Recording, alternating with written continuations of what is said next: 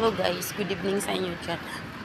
Lalakad ako guys. Galing ako dun sa kanto. Bumili ako ng rice kasi nagutom si Mike.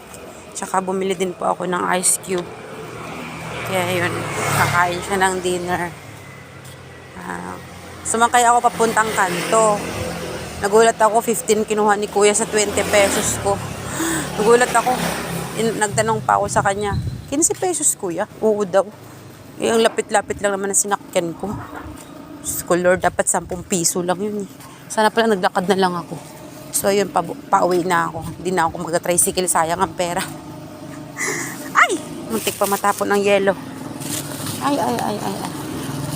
So ayun guys. Kakain si Mike.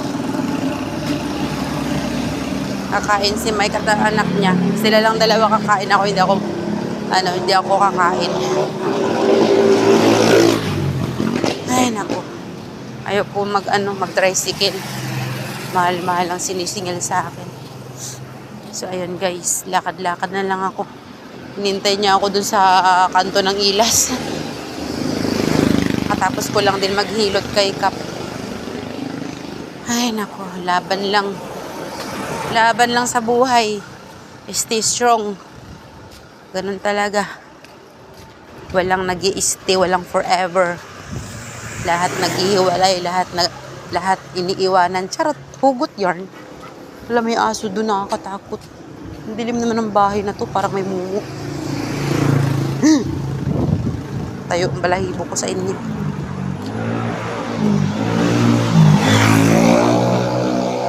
Kailangan kong maglakad, exercise para mamayat.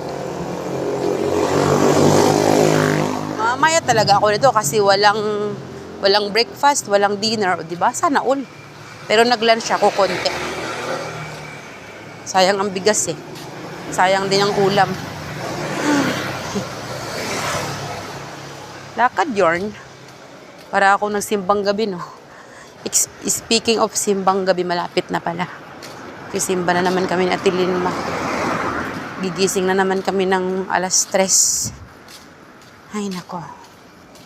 Pag walang pamasahe, edi maglakad. Wala na, ambon. May ubot sipon pa naman ako. Okay, tayo dyan. Malayo pa ako. Lakad yarn. Kuripot kasi. Kaya yan, lakad. Mahal-mahal kasi maningil, 15. Lapit-lapit lang naman. Kanto to kanto lang naman.